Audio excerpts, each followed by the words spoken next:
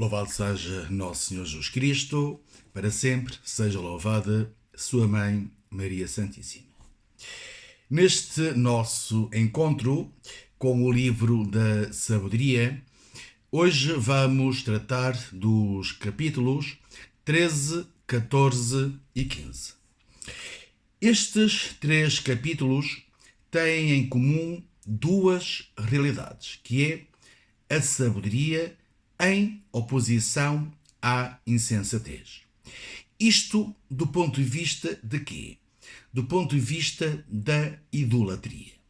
A idolatria na natureza ou com a natureza e a idolatria na construção feita por mãos humanas. O autor pretende mostrar que a idolatria não tem nenhuma razão de ser. É uma verdadeira insensatez. Assim, o capítulo 13, nos versículos 1 a 9, chama a atenção para a natureza, no sentido em que olhar, apreciar a natureza deve-nos levar ao Criador, deve-nos levar a Deus, e não ao contrário, ou seja, ser adorada a natureza. Adorar a natureza em si mesmo não faz sentido nenhum. É aquilo que nos diz, então, o versículo 5, que diz o seguinte: Pois na grandeza e na beleza das criaturas se contempla, por analogia, o seu Criador.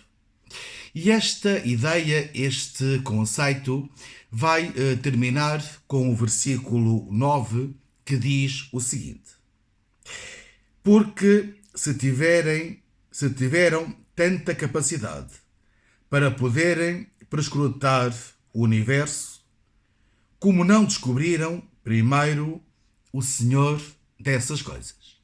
É a pergunta que fica no ar. A partir do versículo 10, o tema centra-se na idolatria, mas agora a partir da construção humana. E vejam o que diz o versículo 10.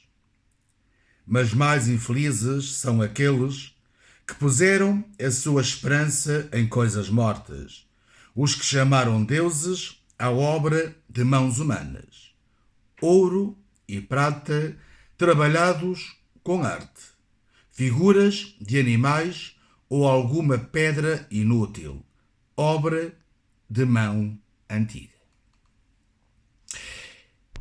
O autor vai dar o exemplo de um carpinteiro.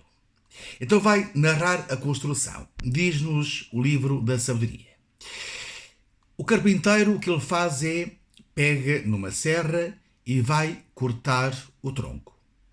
Tira a casca, que não serve para nada, e vai fazer um utensílio de uso comum. Com as sobras, o que vai fazer é um fogo onde vai cozinhar, onde se vai depois alimentar. Com o que sobra, aquilo que não serve para nada, ele vai esculpindo. Vai esculpindo uma feição humana, um animal, e ele até dá o exemplo daqueles restos de madeira que tem em nós, que não serve para fazer mais nada. Depois de fazer a figura humana, a figura de um animal, vai e começa a pintar. E, depois de terminado, coloca num sítio visível, com muito cuidado, para que não caia, para que não possa partir. Depois deste exemplo e desta descrição, o autor conclui com os versículos 17 e 19 e diz o seguinte: Não se envergonha de falar com aquele objeto sem vida, mas quando lhe reza pelos seus bens, pelo seu casamento e pelos filhos. Pede saúde a quem é fraco, pede vida a quem está morto. Pede ajuda a quem não pode socorrer. Pede uma viagem feliz a quem nem sequer pode dar um passo. e para os investimentos, negócios e trabalhos, pede força a quem nem é capaz de mexer a mão. Portanto, para o autor, são apenas coisas mortas. Entrando já no capítulo 14, o autor o que vai fazer é uma crítica através das profissões, de uma vida profissional, de uma forma concreta aos navegantes. Temos de entender porque se vai focar, neste caso, nos navegantes. Os navegantes, talvez pelo perigo do mar, eram pessoas que, de uma forma natural, eram dadas à superstição e ao culto dos ídolos. É neste contexto que o autor critica os navegantes que, ao fazerem-se ao mar, invocam um deus de madeira. E diz o autor, bem mais frágil que o seu próprio barco. Portanto, a fragilidade dos ídolos. Na verdade, diz o autor, é Deus quem conduz o barco e não os ídolos. Como aconteceu com a arca de Noé, que escapou ao perigo graças a Deus. E vejam como vai buscar esta referência a Noé no versículo 6. Já no princípio, quando pareciam os gigantes orgulhosos, a esperança do mundo se refugiou numa barca que pilotada pela tua mão, legou ao mundo a semente de uma nova geração.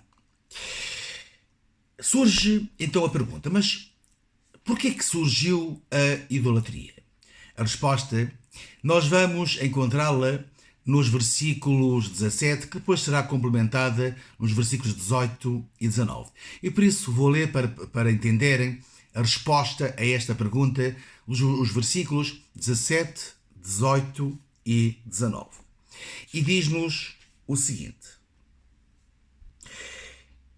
Também, por ordem dos soberanos, as estátuas recebem culto.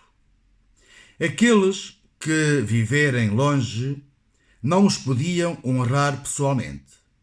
Representavam a sua figura distante, fazendo uma imagem visível do rei que honravam, para adular com fervor o ausente, como se estivesse presente. Para a extensão do culto, mesmo entre aqueles que o não conheciam, contribuiu a ambição do artista. Pois, querendo este artista talvez agradar ao soberano, esmerou a sua arte para o fazer mais belo que a realidade. É assim que nasce o culto. O culto e a idolatria, que no fundo acaba por ser o quê? O culto à própria pessoa. E o capítulo 14 termina fazendo uma referência às consequências da idolatria. Para o autor, os males que abalam a sociedade têm a sua raiz na idolatria. E vai dando alguns exemplos, como a guerra, infidelidade, o crime, o roubo, a fraude, a corrupção, a deslealdade, o esquecimento da gratidão, a impureza, a desordem do casamento, a mentira, e continua, e conclui com o versículo 30, que diz o seguinte: um duplo castigo, porém, cairá sobre eles, porque se equivocaram acerca de Deus, adorando os ídolos, e juraram contra a verdade e a justiça, desprezando a santidade. E o último capítulo de hoje, que é o capítulo 15, os primeiros 6 versículos, podemos ver aqui como um salmo. Um salmo onde Israel louva o Senhor por ter defendido Israel de não terem caído na tentação da idolatria e, consequentemente, na morte. E diz-nos os versículos 4 e 5.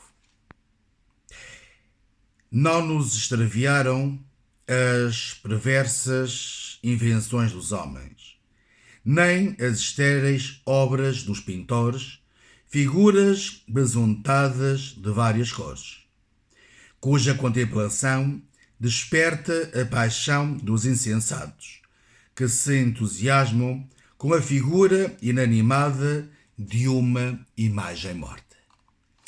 Os versículos 17 a 13, o autor vai ridicularizar os oleiros, os ourives, os carpinteiros que constroem ídolos.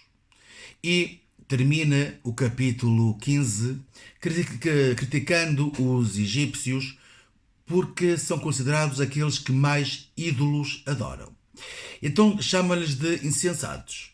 E vejam o que diz no versículo 15 em relação a este tema. Pois eles consideraram como deuses todos os ídolos das nações, que não podem servir-se dos olhos para ver, nem do nariz para respirar o ar, nem dos ouvidos para ouvir, nem dos dedos das mãos para palpar, e cujos pés são inúteis para andar. O Senhor esteja convosco. Abençoe-vos Deus Todo-Poderoso, Pai, Filho e Espírito Santo. Amém.